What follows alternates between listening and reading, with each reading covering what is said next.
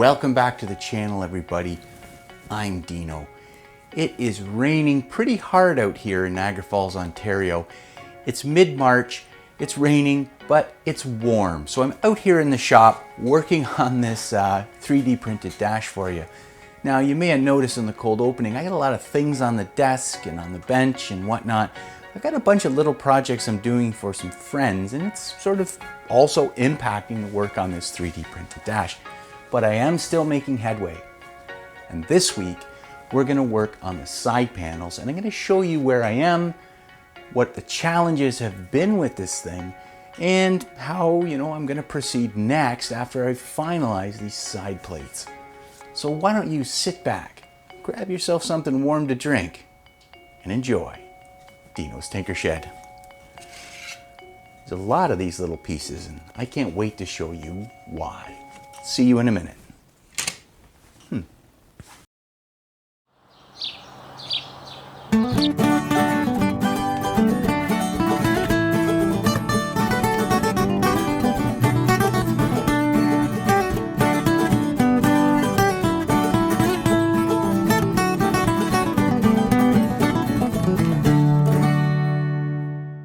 Well, everybody, thank you so much for stopping by. Today, I'm going to bring you up to speed on where I am with the 3D dash for the Suzuki DR650.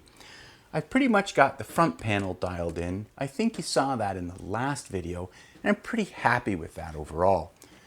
The upper panel needs a little tweaking that I'm seeing now that I'm working on the side panels, but in terms of the way it fits, it's going well. And I actually have had a chance, and I'm going to show you today, to fit this to the bike and make some tweaks because of that fitment. Right now, I am working on more than likely the most important parts on the bike, and that are the side panels here. Originally, these side panels were fairly thin. They had access holes and mounting holes. But since I've sat down and tried fitting this, well, I've made some changes, and I want to show you. In fact, if you see in the cold opening, I've made a number of revisions. I think I've got 6 or 7 of them, starting with the original right here. Now, the original fit overall. It fit together well with the front panel, side panels, and everything. But it did have some of these more sharp edges that I wanted to revise for a couple reasons. One is a sharp corner like that tends to be a spot where it can fracture, and I wanted to eliminate that. So I started with that first, and you can see I've rounded a corner here, and then in the next revision, well, I rounded this corner, so I sort of have a chicane kind of a look to it. Part 3 that I did here was pretty good. I ended up with the proper radius. I liked it, and I, at this point, fit the entire piece together and mounted it to the motorcycle.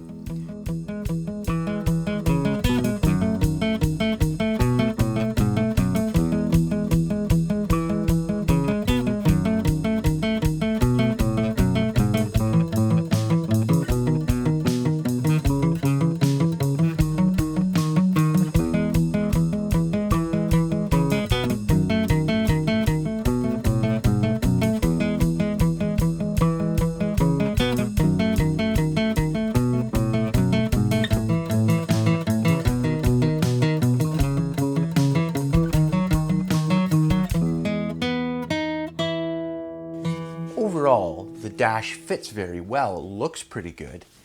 However, when I went to fit the headlight assembly that I had purchased, it was pretty obvious to me that this mounting pad was too far up on the dash itself. It was set too high, and it was leading to some interference problems with the fairing when I went to fit it and mark the hole locations. So this meant I had to move this pad, and this pad was built with a number of shapes that I basically glued together in Tinkercad to make it. So what I did is I started fresh on number 4, made a new pad that looks better, it's a little more refined, and I was able to move that pad down to a location that I thought would fit quite well, and it ended up being the right space. I think it's I don't know, 15 millimeters up from the base is where the hole is. I was able to fit this again. This time I was able to fit it up. However, I noticed that the new headlight assembly that I purchased, the LED assembly, is going to need some fairing trimming. So I marked that with a Sharpie, and then I trimmed that out with a Dremel tool and a friction disc, and it looks really, really awful here. I am going to clean this up with some sandpaper so that it looks nice, and I'll probably even smooth it with a warm knife of some kind, maybe a soldering gun or something, just to smooth those contours out so they don't look quite so nasty the way they do right now.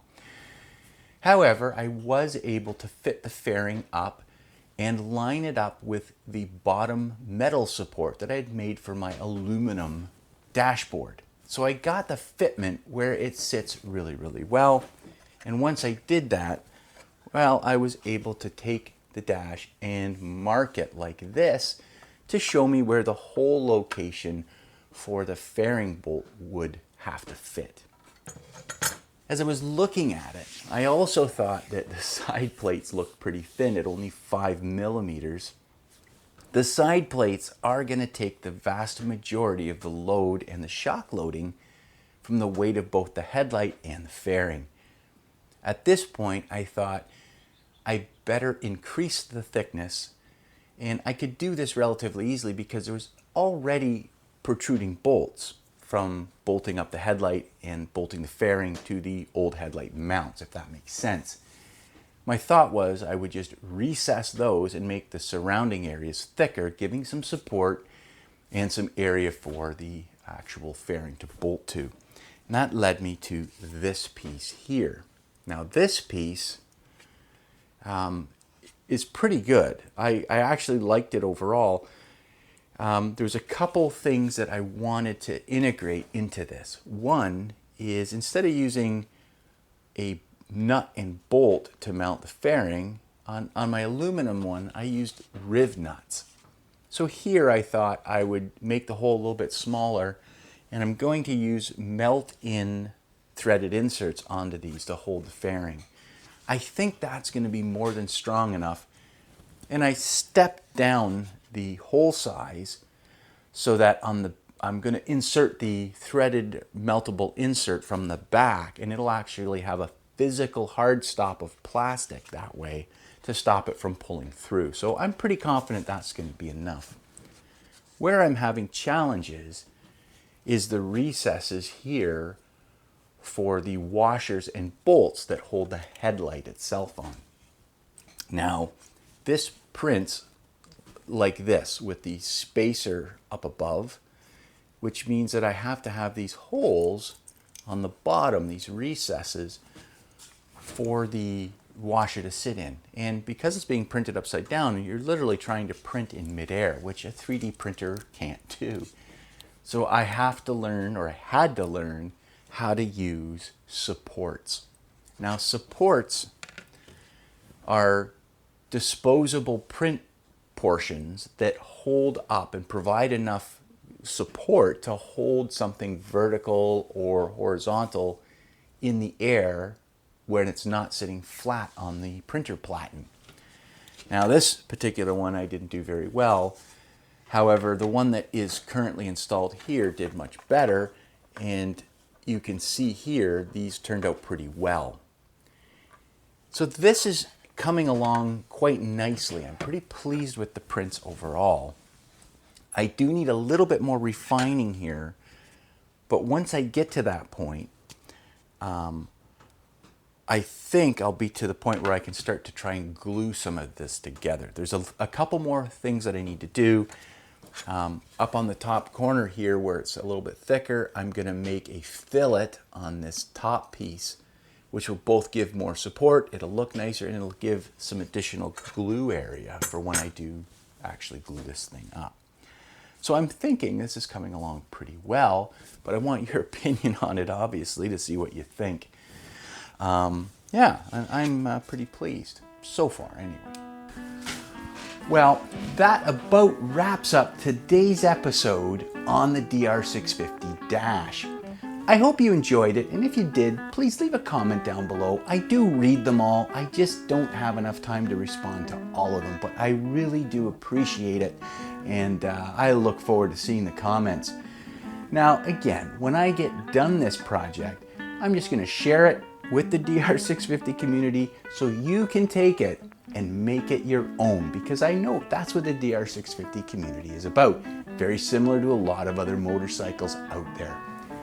It is taking me longer than I thought. In fact, I've used up over a kilogram of printer filament just to get to the point where we are today. And in fact, I'll be cracking open a new filament package this afternoon to make some changes that I've already made in Tinkercad. So look forward to the next videos to see where we go. I think we're getting close here, but again, I really don't know where this journey is going to end. I'm hoping it's going to be positive. Now, until then, I got a couple other projects that I'm working on. This one in particular is for a friend of mine who presses t-shirts, and their t-shirt press sort of stopped working. So I'm working through that, looking for the heat, and I'm pretty sure I found it. It looks like a triac semiconductor isn't working on this unit, so I'm waiting for a few parts to get this one out of the shed. But until then, I hope you're having yourself a great day. You get out and do some tinkering yourself, and until then, remember, tinker easy. Bye for now.